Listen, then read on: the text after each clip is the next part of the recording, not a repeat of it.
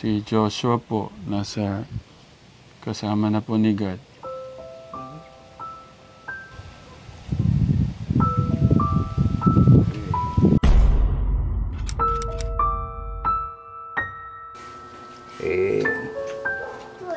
Kinain naman niya yung mga gusto niyang kainin. Kaya pala nanghingi ng masasarap na pagkain. Ah.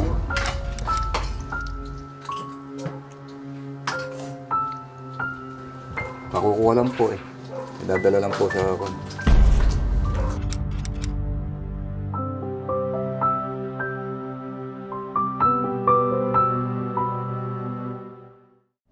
Magandang hapon po, mga katekram. Papunta ho tayo ngayon kila Kuya Joshua katekram. Meron ho tayong hindi ho magandang balita sa inyo katekram. Kanina tumawag po kay Kuya August si tatay ba? Na yan, iniwan na daw po tayo ni Kuya Joshua.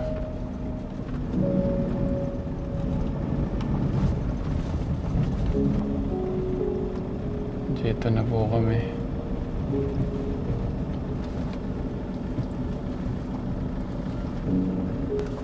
Ay.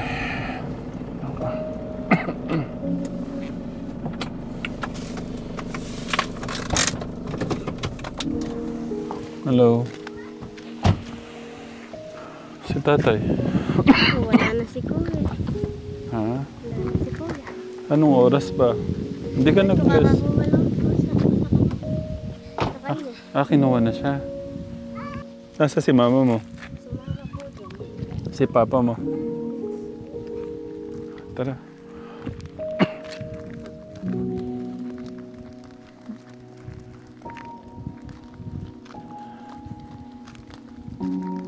Ano bang nangyari? Ewan ko po eh. Ando po ako sa bahay. Nagsabi lang po sa akin. Wala na daw po si Papa. Wala na daw si Kuya. Anong sabi ni papa mo? Hindi naman po alam ni Papa. Ay, hindi pa alam. Nasaan si papa mo? Nasa bahay po. Ay, hindi mo pa sinabi. Nahirapan po siya lumakad. No, ha? Pasok na. Condolence po. Bumigay na eh. Sandaling oras lang kanina. Hindi ko na tatakbo ko man sa... Kuwan eh, ala na rin talaga. Hindi na rin aabot. Alas 5 minutes lang siya. Bigla yung kanya. Kinain naman niya yung mga gusto niyang kainin. Kaya pala nanghingi ng masasarap na pagkain.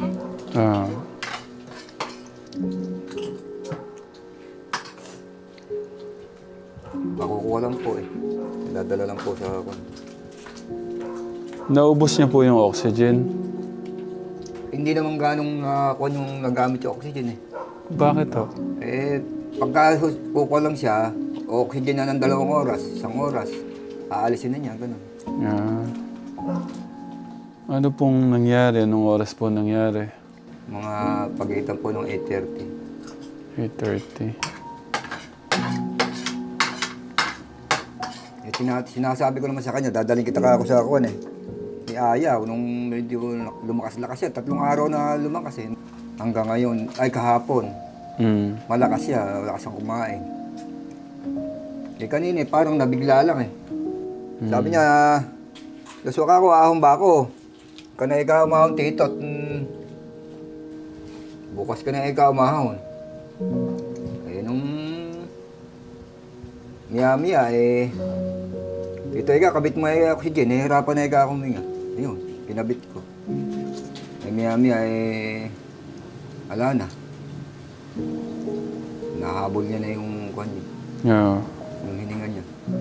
Si nanay po, nasan nun? Andito po. Nandyan naman po siya. Lumalaban talaga siya lahat talaga hanggang doon na lang siguro. Nagpabili ng pagkain masasarap eh. Kakainin na raw niya yung gusto niyang kainin. Kaninang maga, kaya ayaw kung hindi na ako bili mo ikaw ang balon-balunan. Manok. Hindi na nahintay.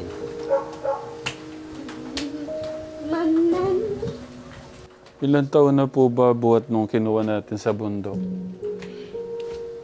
Nasa 3 years na po. 3 years na pa lang po.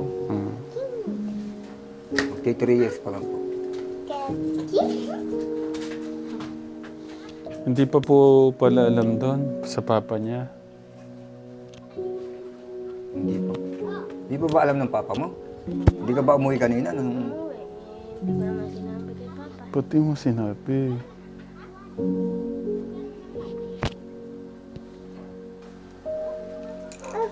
Kaya lang talagang may sumpong na po talaga siya. May sumpong na siyang kuha na gano'n. Na yung hindi siya makahinga. Biglaan po siya. Halos kuhan lang eh. Halos wala pang 10 minuto eh. Na hindi nahirapan siya humingi. Parang matagal pa nga 10 minuto. Kaya di ko alam kung gagawin ko kung tatawag ako ambulansya. Makako eh. Eh sabi ni Perla, eh pag natagtag ka ako sa motor yan eh, lalo ko nakakungkuhan yan. Nahihirapan. Ngayon, iwan na kayo ni kuya nyo. Pero nung dumating po kayo dito, isang araw, pangalawang araw, malakas na siyang kumain eh. Kumain na po ng kumain. Eh, kung ano-ano pinabibili niyang ulam. Ganun, biglang-bigla eh, kaninang maga eh. Sabi ko, Joshua, ano ba kukuhan mo? Para lang, hindi na ako tatagal dito eh. Magpapaalam na siya. Sabi ko, ba't di ka tatagal? Eh, nung isaksak buo yung oxygen, maya-maya ay umalulong na yung aso. Sabi ko, puta, nakakatakot na mga ako yan. Maya-maya, hindi ko nagtagal. Alahong 5 minutes eh, talagang binawian na siya ng buhay.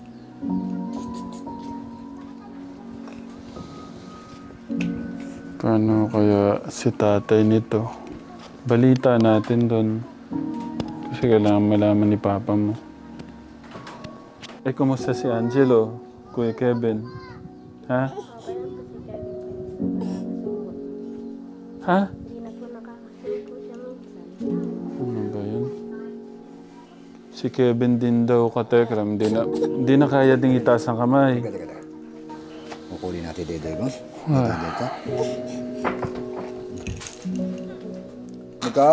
Nicole! Kunin mo nga dede ni Berry niya dyan sa kwarto.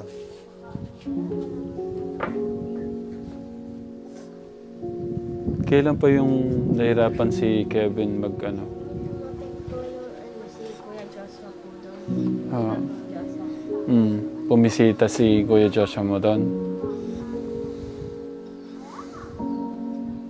Hirap na din daw pong kumain si Kevin. Sinusubuan na lang.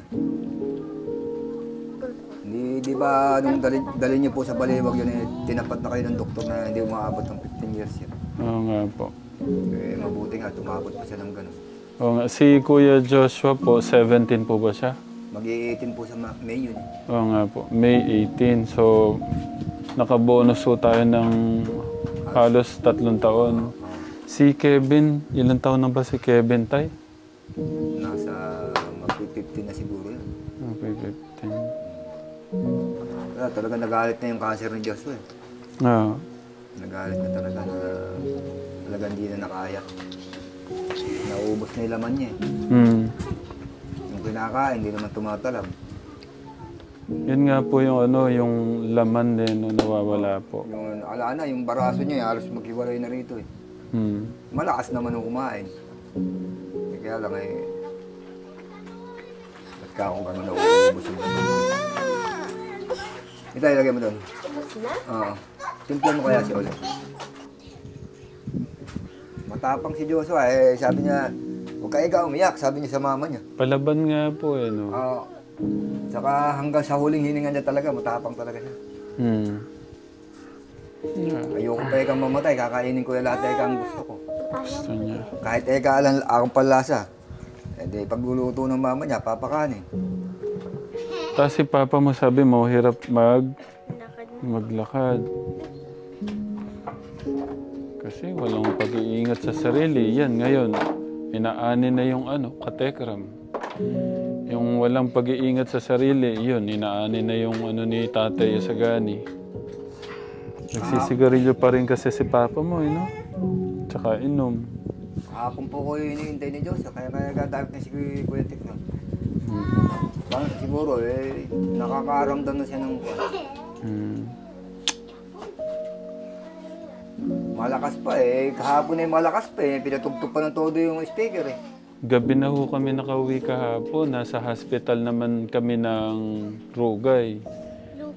Rugay. Yung isang pinapagamot po namin, nandun po siya. Yung nakuha po sa basura, yung parang basurahan, yung bahay po niya. Opo.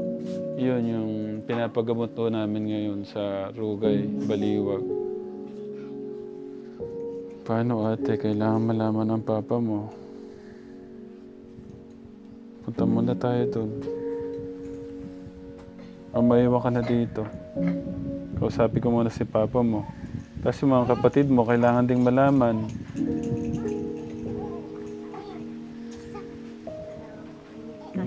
Sama kayo. Tay, kailangan ibalita doon kay tatay. Tapos yung sila Kevin, kailangan nandyan din po yun.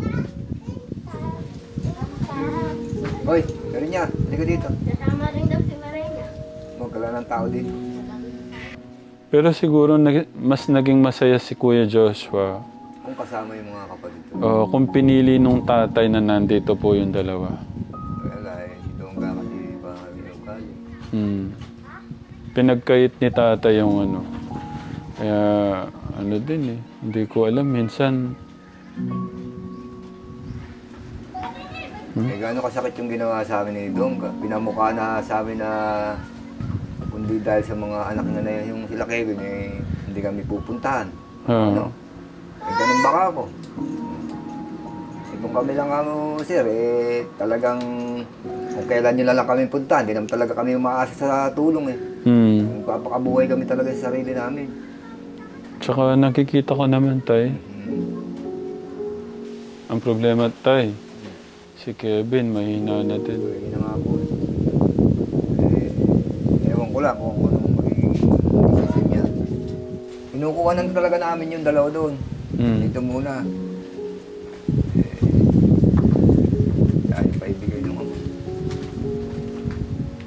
Paano po? Punta po muna kami doon para mabalita. Ay.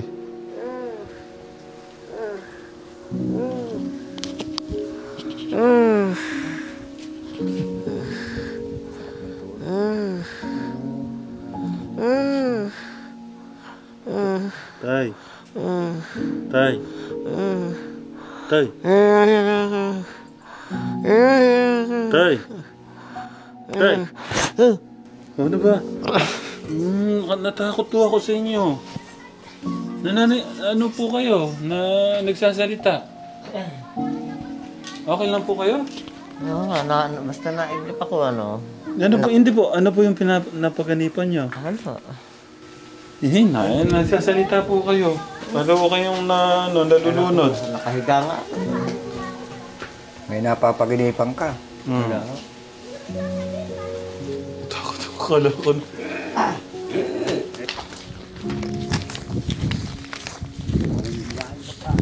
Tay!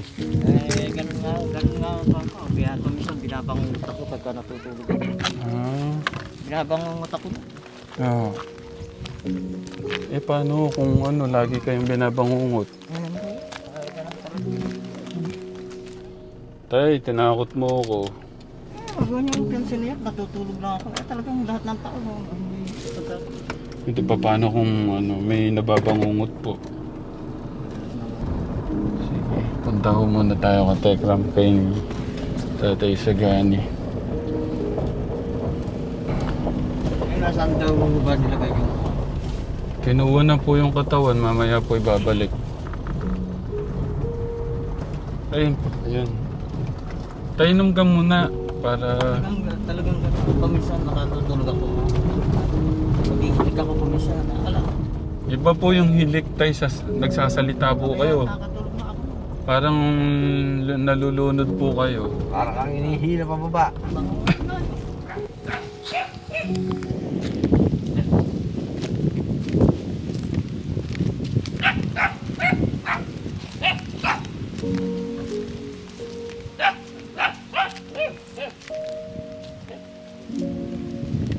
Tay. Totogi.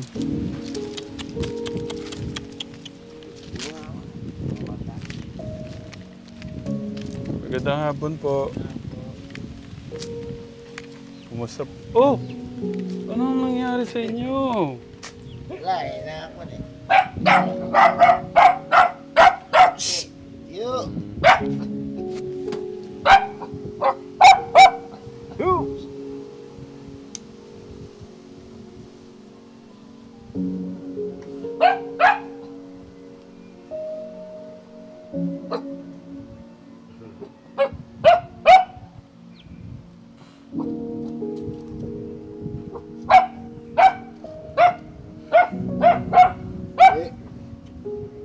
Kaingay!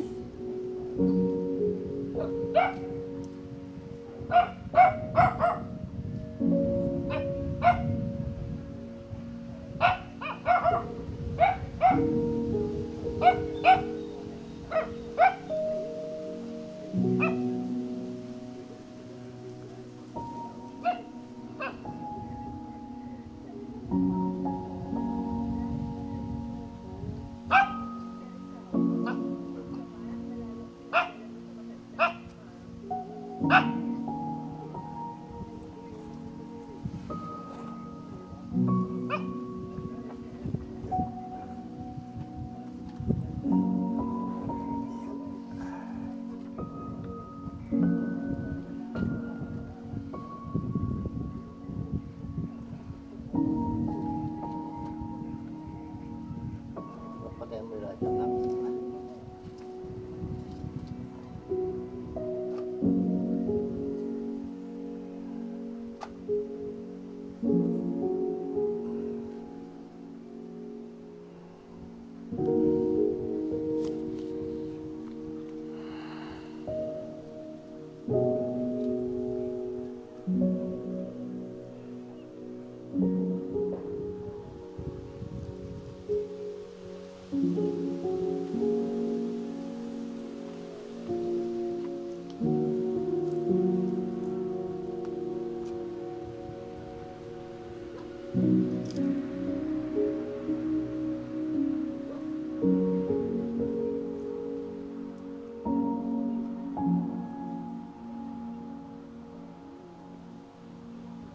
Kumusta po kayo?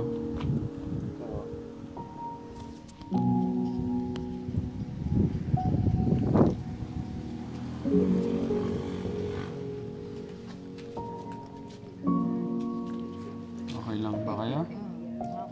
Ha? Kumusta? Kumusta ka? Okay ba?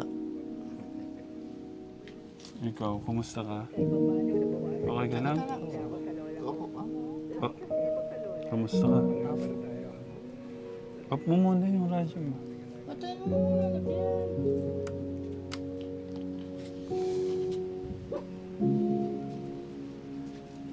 Hindi ko po alam kung ibabalita ko sa inyo yung ano kasi hindi ko alam kung kakayanin nyo pa.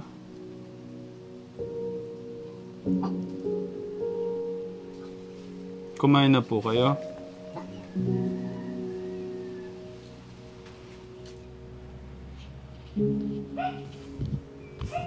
Wala na po yung kalagayan nyo.